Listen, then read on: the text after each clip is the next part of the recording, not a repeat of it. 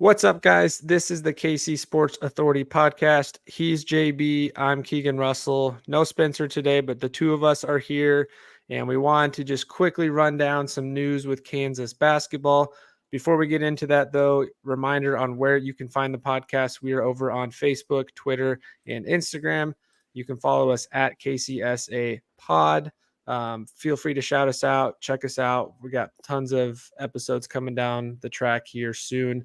But in today's episode, we just want to do a quick rundown of the latest news in regards to Kansas basketball, and that is the official signing of the Australian star Johnny Furphy. That is Furphy, Furphy. He is the Aussie native, a 6'7", 6'8", 200-pound, super athletic wing that Kansas now lands on the roster, bringing them back to 11 scholarship spots. And we just want to jump in here real quick and kind of talk about that addition. So before I say anything further on it, JB, what is your initial reaction on this Furphy guy? You know, a couple weeks ago, his name was mentioned and nobody had ever heard of him. I never heard of him until you started watching highlights. But man, the Yeah, highlights get me excited. What can you tell us about this yeah, guy? those highlights are pretty electric, man. Yeah, he started to make a name for himself out of nowhere, just like you said, and he had some high level programs recruiting him. So it was this deal where I think initially we had some hype that maybe he comes to Kansas, and then at one point it actually died down a little bit. I got a little concerned, and it was something that was looking a little bit more bleak. Now things kind of turned around. Marcus Adams leaves, and we have this big hole in the roster, and we've already had a couple holes. Let's be honest, we're not even at our full capacity with scholarship players yet. So the initial reaction is, wow, this is really going to help us out. It gets us back to 11 scholarships, which is big, I think. And then, moving forward, I think our roster is pretty complete looking. Even though we have some open spots, not everybody's going to play. We know that. So pretty exciting to have Johnny on the squad. So, to the fans, who is Johnny Furphy? Let's kind of recap and share a little bit about the Australian native. So, yes, he is, like I said, 6'7", 6'8", super athletic wing, small forward type, who has jumped on the scene this last year as part of the NBA Academy Games. Originally was going to be a 2023-2024 recruit. Then the thought was he was going to push it back a year and stay overseas in the NBA Academy and continue working on his craft there. But over the summer and early spring, he was impressing in those games and against the top-notch competition, averaging between 14 and 17 points a game here and there, 7.5 rebounds. He is super explosive. I mean, this guy can jump out of the gym. His game is a lot of driving and attacking. He's aggressive. He's Yeah. assertive. He looks to find his shot. Throughout the NBA Academy Games this summer, he shot between 36 and 40% from three. So this is a guy that is capable of being a knockdown shooter when he's looking to get his touch. So yeah, for you guys fans, this is a guy to get familiar with immediately. If you haven't checked out the reel we posted the last couple of days of Furphy, it's got a couple highlights on there. This guy can really do a ton offensively, and he's going to be a great addition. Like you said, this brings us back up to 11 scholarship players. It gives Bill Self a couple more options. We've got a little bit more depth. Bill Self even said this is a guy that we intentionally recruited.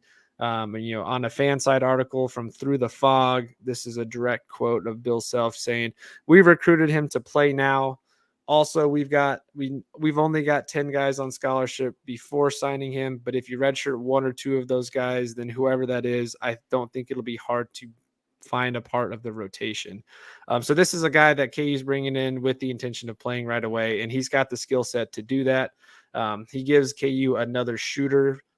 Pretty much he was Nick Timberlake, and that was about it. And you were going to have That to was hope a it. guy like Arterio Morris takes a leap, El Marco takes a leap, Kevin takes a leap. Now you've got another shooter you can throw into the mix, who from day one may not be a starter, but he's definitely going to be in competition and is going to showcase his talent.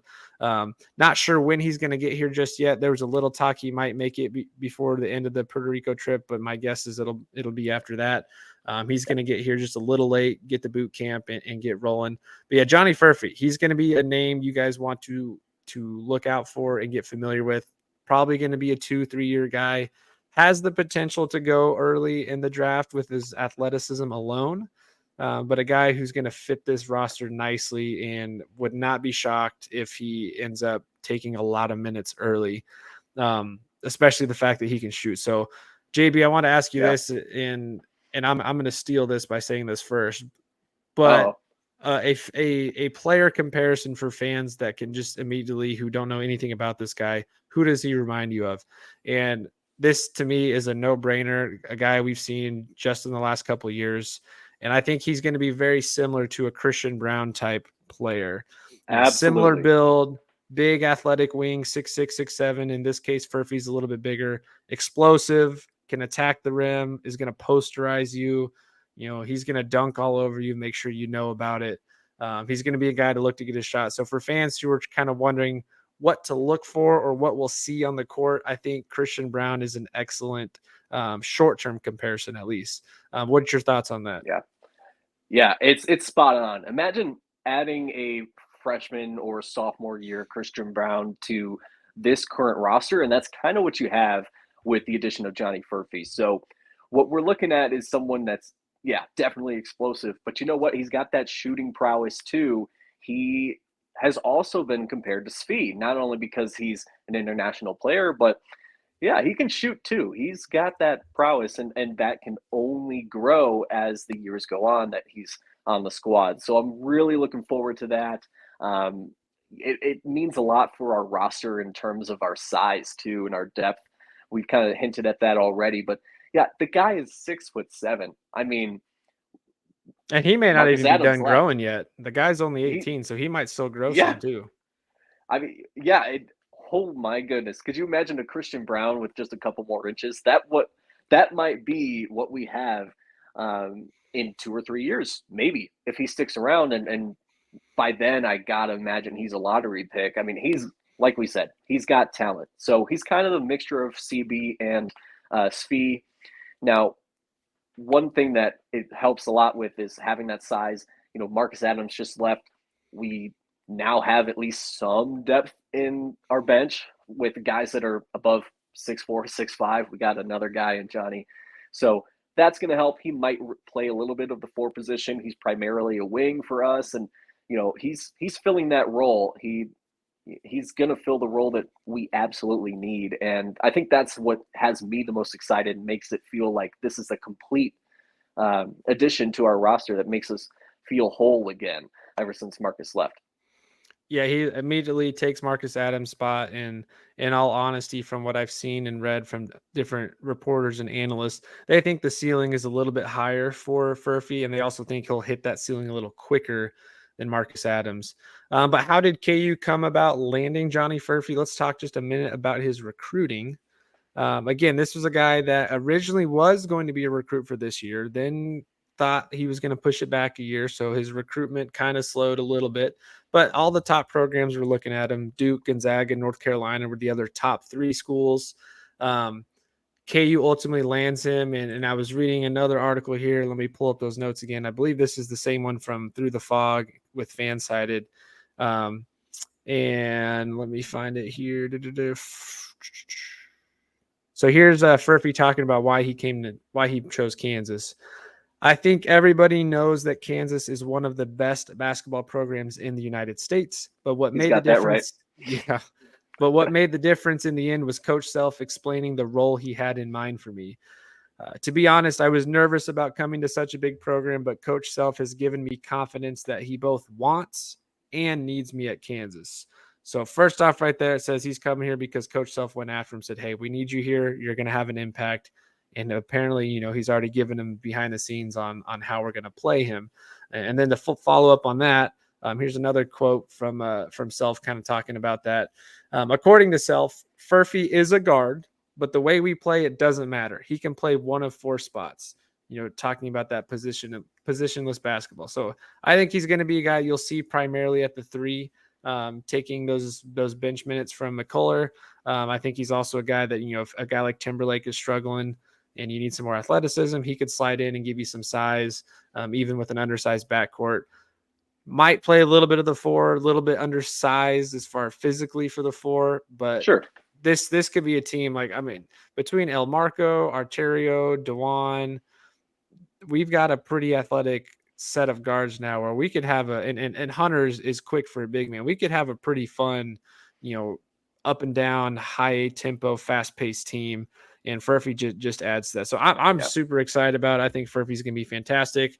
I'm also getting a little excited over him too, because he chose number 11, and number 11 has always been one of my favorite KU basketball numbers. But yeah, Johnny Furphy, he's going to be amazing. He's going to slide in immediately. Fans just get excited. You're going to see a lot of cool stuff coming here in the next few weeks as he gets in, gets acclimated to Kansas, gets running with the team. I'm sure we'll see a bunch of clips coming out of practice of him dunking on people already. But Yeah. JB, what's got you most excited about a guy like Furphy coming to this team? I think one of the big question marks going into the season, it always has been and always will be, what's our shooting going to look like? I think he helps with that overall.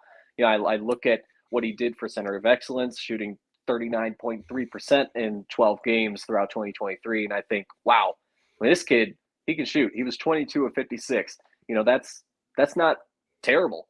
He's chucking up shots. So I love that he adds to the shooting prowess of our team. But one thing that it makes me also think about is just he's going to have other shooters around him. I know we've been worried about our shooting, but at the time of this recording, we are 2 out of 3 games through our Puerto Rico trip. And so we've already gotten to see some shooting from El Marco. We've certainly seen some great shooting from Arterio Morris. We have some guys that can knock out some shots. It's just it's a process, and it's something that we're going to continue to work on. But that's probably the biggest thing that I'm excited about, that he's not just going to be a one-trick pony. Johnny Furphy is going to be somebody that if you give him space, he will knock it down. He's got a quick release. He kind of has a tendency to kick his legs out right as he's landing, and who knows, maybe it works in his favor where he gets a call or two because someone's on his toes, and then maybe he knocks down the free throw and gets us a good 4-point play every once in a while. So we'll see how that works out. Really excited for his shooting, because that is only one of his many tricks. He can drive, he can dunk. He's very aggressive, as we talked about. So it's good to have that aggression, because I'll jumping back to Puerto Rico for just a quick second. One thing that we have seen is we are fast, and we are speedy in transition. We are aggressive. And to get even more aggressive with the addition of Johnny Furphy is just icing on the cake. Yeah, I mean that's why you can easily see the Christian Brown comparisons, because the way these guys could get out in fast break, you see Furphy flying down the court. Dewan's going to have so much fun throwing lobs to Furphy and KJ and Hunter, and this just going to be a lot of excitement. But yeah, I'm pumped to see him on this team. I think he's going to bring a unique play style where he can attack the rim and kind of be a playmaker. I do think that's something this team we're not quite sure if they're going to have, is that secondary guy outside of Hunter that can take over a game, or when the offense just isn't working that night and whatever plays we're doing, we're not getting anything, is there somebody that can just go get a bucket? And we saw that at times with CB and Ochai at times too, where, all right, the play breaks down, I'm going to use my athleticism and just go get a bucket. And Furphy is definitely a guy that can do some of that. With that size and leaping ability, I think he's going to be a huge addition on offensive rebounding. If he's flying into the hoop on a jump shot, maybe he's getting a throwback dunk back down, or he's tipping it back out to another guy to create more possessions. Kind of like what we saw with CB getting in there and getting extra possessions by grabbing the loose balls off the rim. Again, it's going to be fantastic in the up tempo fast break game. If he can connect early with his shot and that looks smooth, and again, this just gives KU another dynamic player to where, if Timberlake struggles, or we want to have more shooting options on the roster or on the court at the same time, you've now got another wing that I think you can trust to knock down some buckets. But yeah, just want to give you guys a quick breakdown of our thoughts on KU landing Johnny Furphy. Obviously, there's much more to come now that the team's finally kind of getting put together and we're seeing the behind the scenes things and talking about who might redshirt and all that. We're getting closer to training camp and Bill Self boot camp, which we'll really see who's ready for the season. I know we haven't put out our official roster projections as far as minutes and lineups. Now that this team's kind of getting finally put together, we'll be doing that here soon. Because I do think this leaves us at 11. I don't think we'll go get a 12th guy scholarship-wise. It's already likely that someone like Zach Clements or Jamari McDowell might redshirt now. And I think the addition of Furphy just kind of further puts emphasis on the potential of McDowell redshirting. So who knows? We'll see. It does. But this does give us some much needed depth. In one of the articles I read, it was talking about how outside of Parker Brown, Furphy would be the only other scholarship player, if Clements redshirts, that would be coming off the bench that's taller than 6'4". So that gives us a little bit more size to play with.